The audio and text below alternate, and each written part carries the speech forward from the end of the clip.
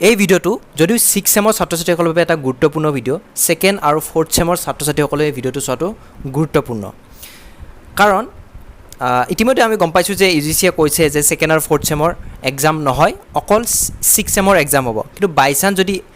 Second আৰু fourth চেমৰ exam পাতিবলৈ ইউজিচিয়ে যদি বাই চান্স আকৌ নতুনকৈ নটিচ দিয়ে, চ' তেনে ক্ষেত্ৰত তোমালোকে যাতে অসুবিধাৰ সন্মুখীন নোহোৱা বা কেনেধৰণৰ পদ্ধতিত এক্সাম পাতিব, কি সাৱধানতা লোৱা হ'ব এক্সাম পাতাৰ ক্ষেত্ৰত, সেই সম্পৰ্কে যাতে এটা আইডিয়া হয়। গতিকে 6 চেমৰ ছাত্ৰ-ছাত্ৰীসকলৰ লগতে সেকেন্ড আৰু ফ'ৰ্থ চেমৰ ছাত্ৰ-ছাত্ৰীসকলেও এই ভিডিঅ'টো চোৱাটো প্ৰয়োজনীয়। গতিকে আৰু ভিডিঅ'টো সম্পূৰ্ণকৈ চাবলৈ অনুৰোধ জনাইছোঁ, যাতে অকণমানো তোমালোকৰ কথা মিছ নহয়। যিখন নটিফিকেশ্যন ইউজিচিয়ে আকৌ দিছে নতুনকৈ, যে এক্সাম কি পদ্ধতিত পাতিব বা এক্সাম পাতোঁতে কি সাৱধানতা ল'ব, কেনেদৰে এক্সাম পাতিব, গোটেইখিনি তথ্য ইউজিচিয়ে নতুন এখন নটিফিকেশ্যন এখন দিছে, সেইখন সম্পূৰ্ণৰূপে আজি এই ভিডিঅ'টোত জনোৱা হ'ব। নমস্কাৰ বন্ধুসকল, আপোনালোক সকলোকে স্বাগতম জনাইছোঁ এটা নতুন ফ্ৰেছ ভিডিঅ'লৈ। যদি আপুনি চেনেলটোত নতুন তেনেহ'লে তলত চেনেলটো ছাবস্ক্ৰাইব বটন আছে, ছাবস্ক্ৰাইব কৰি লওক আৰু কাষত থকা বেল আইকনটো দবাই দিয়ক ইম্পৰ্টেণ্ট আপডেটসমূহ পাই থাকিবৰ বাবে। ধন্যবাদ। চাওক, ইউনিভাৰ্চিটিৰ 6 চেমৰ ছাত্ৰ-ছাত্ৰীসকলৰ বেছিভাগেই ইউজিচিয়ে পৰীক্ষা পাতাৰ সন্দৰ্ভত বেছিভাগে মানে এইটো প্ৰশ্ন কৰিছে যে আমাৰ দেখোন পৰীক্ষা হ'ব বুলি কৈছে, কিন্তু পৰীক্ষাটো হোৱা দেখোন একো এটা ভাল পৰিৱেশ নাই। কাৰণ কৰোণা ভাইৰাছৰ যি বিভীষিকা পৰিস্থিতি, এই পৰিস্থিতিৰ ওপৰত ইউজিচিয়ে মানে কিয় কৈ দিলে যে পৰীক্ষা পাতিব। চাওক, 6 চেমৰ পৰীক্ষাটো এটা অতি গুৰুত্বপূৰ্ণ পৰীক্ষা, যিটো পৰীক্ষাৰ ওপৰত নিৰ্ভৰ কৰি বাকী ভৱিষ্যতৰ পৰীক্ষাসমূহ নিৰ্ভৰ কৰে। গতিকে 6 চেমৰ পৰীক্ষাটো সেইবাবে হয়তো ইউজিচিয়ে পাতিবলৈ আগ্ৰহ প্ৰকাশ কৰিছে। কাৰণ ছেকেণ্ড ফ'ৰ্থ ছেমিষ্টাৰত ইমান এটা প্ৰভাৱ নপৰে পৰীক্ষাৰ ক্ষেত্ৰত, আৰু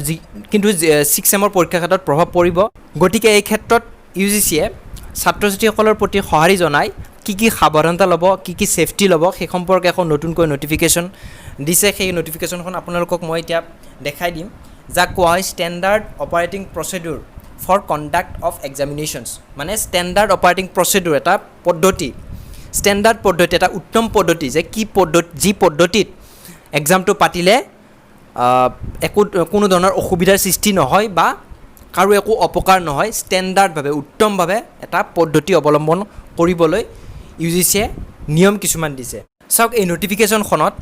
মই গোটেইখিনি আপোনালোকক পঢ়াই নাথাকোঁ, যিখিনি ইম্পৰ্টেণ্ট, যিখিনি পদ্ধতি, যিখিনি নিয়ম কানুন দিছে এক্সাম পতাৰ ক্ষেত্ৰত ছেফটিখিনি চাই সাৱধানতা কি ল'ব, সেইখিনিয়ে আপোনালোকক জনাম। চাওক, ইয়াতে বাকী যিখিনি স্ক্ৰল কৰি মই দেখাই আছোঁ, এইখিনিত ইয়াতে জাষ্ট উল্লেখ আছে যে 6 চেমৰ পৰীক্ষাটো অনুষ্ঠিত কৰা হ'ব 30 ছেপ্টেম্বৰৰ শেষৰ ফালে বা 30 ছেপ্টেম্বৰৰ ভিতৰত, আৰু সেইখিনিয়ে উল্লেখ আছে বিশেষকৈ। চাওক, ইয়াতে 1 নম্বৰ পইণ্টত লিখা আছে যে আমাৰ চেণ্ট্ৰেল গভৰ্ণমেণ্টৰ ফালৰ পৰা ইউনিভাৰ্চিটিসমূহলৈ বা ইনষ্টিটিউশ্যনসমূহলৈ যিসমূহ নিয়ম, যিসমূহ সাৱধানতা দিয়া হৈছিলে আগতে, সেইসমূহ সাৱধানতা সকলোৱে মানি চলিবলৈ, ইনষ্টিটিউশ্যনক সকলোৱে মানি চলিবলৈ কৈছে। আৰু ইয়াতে লিখিছে যদি প্ৰয়োজন হয় তেনেহ'লে ইউনিভাৰ্চিটি বা ইনষ্টিটিউশ্যনসমূহে নিজাকৈ কিছুমান নিয়ম কানুন নিজাকৈ কৰিব পাৰে সাৱধানতাৰ প্ৰতি লক্ষ্য ৰাখি। চাগতে 2 নম্বৰ পইণ্টত দিয়া আছে যে ছাত্ৰ-ছাত্ৰীসকলে পৰীক্ষা দিবৰ বাবে এডমিট কাৰ্ড আৰু আইডেণ্টিটি কাৰ্ড ব্যৱহাৰ কৰিব পাৰে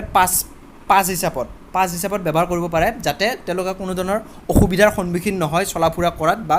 কোনোৱে যাতে বাধা আৰোপ নকৰে। আৰু সেই ক্ষেত্ৰত এডমিট কাৰ্ড, আইডেণ্টিটি কাৰ্ড আদি ব্যৱহাৰ কৰিব পাৰে। আৰু লগতে ইনভিজিলেটৰ যিবিলাক আমাৰ পৰীক্ষক থাকে, চ' তেওঁলোকেও নিজৰ আইডেণ্টিটি কাৰ্ড ব্যৱহাৰ কৰিব পাৰে চলা ফুৰা কৰাৰ ক্ষেত্ৰত, কোনো ধৰণৰ ৰেষ্ট্ৰিকশ্যন নাথাকিব ইয়াতে। 3 নম্বৰ পইণ্টত লিখা আছে যে এক্সামিনেশ্যন চেণ্টাৰৰ ফ্ল'ৰ, ৱাল, দৰ্জা, তাৰপিছত গেট, খিৰিকী আদি সকলোবিলাক চেনিটাইজাৰ কৰিব লাগিব। 4 নম্বৰ পইণ্টত লিখা আছে যে সকলোৱে ফ্ৰেছ মাস্ক পৰিধান কৰিব লাগিব আৰু হাতত গ্ল'ভ ইউজ কৰিব লাগিব। আৰু এক্সাম পতা যিসকল অফিচ ষ্টাফ থাকে, সেই অফিচ ষ্টাফসমূহে ব্যৱহাৰ কৰিব লাগিব। 5 নম্বৰ পইণ্টত লিখা আছে যে কলেজ বা ইনষ্টিটিউশ্যনৰ এণ্ট্ৰি গেট, তাৰপিছত এক্সামিনেশ্যন ৰুম আদি সকলোতে চেনিটাইজাৰ বটল থাকিব লাগিব। ষ্টাফ ৰুম তাৰপিছত আদি সকলোতে, মানে entry gate, exit gate, examination room, পৰীক্ষা কেন্দ্ৰ সকলোতে চেনিটাইজাৰ বটল থকাটো নিশ্চিত কৰিব লাগিব। তাৰপিছত লিখিছে 6 নম্বৰ পইণ্টত যে ৰেষ্ট ৰুম বা ৱাছৰুম আদিবিলাকত চেনিটাইজাৰ বটল বা হেণ্ড ৱাছ থকাটো গুৰুত্বপূৰ্ণ 7 নম্বৰ পইণ্টত দিছে যে চাওক পৰীক্ষাসমূহ ৰাতিপুৱা আৰু ভাটিবেলা অনুষ্ঠিত কৰা হয় নহয় জানো এটা বেচ ৰাতিপুৱা এটা ভাটিবেলা গতিকে ৰাতিপুৱাৰ বেচটোৰ পৰীক্ষা অনুষ্ঠিত হোৱাৰ পিছত সেকেন্ড বেচটো সোমোৱাৰ পিছত ভাটিবেলাৰ বেচটো সোমোৱাৰ আগত চেনিটাইজাৰ কৰিব লাগিব ডেস্ক বেঞ্চ আদি সকলো ৰুমটো গোটেই চেনিটাইজাৰ কৰিব লাগিব বুলি কৈছে 8 নম্বৰ পইণ্টত দিছে যে all washrooms should be cleaned and disinfected মানে সকলোবিলাক ৱাছৰুম চেনিটাইজ কৰিব লাগিব চাফ চিকুণকৈ ৰাখিব লাগিব 9 নম্বৰ পইণ্টত দিছে যে অল ডোৰ্ছ হেণ্ডেলছ মানে কি দৰ্জাৰ হেণ্ডেলবিলাক বা যিবিলাক লিফ্ট বটন আছে সকলোবিলাক চেনিটাইজ কৰিব লাগিব সকলোবিলাক চাফ চিকুণকৈ ৰাখিব লাগিব প্ৰতি মুহূৰ্ততে 10 নম্বৰ পইণ্টত দিছে যে wheelchairs if present at examination centres should be disinfected wheelchair বা কিবা তেনেকুৱা ধৰণৰ এক্সামিনেশ্যন চেণ্টাৰত যদি আহে তেনেহ'লে চেনিটাইজ কৰিব লাগিব মুঠতে সকলোবিলাক বস্তু চেনিটাইজ কৰিব লাগিব আৰু 11 নম্বৰ পইণ্টত অল দ্য ট্ৰাছবিন মানে ডাষ্টবিনবিলাকো ক্লিন কৰি ৰাখিব লাগিব বুলি কৈছে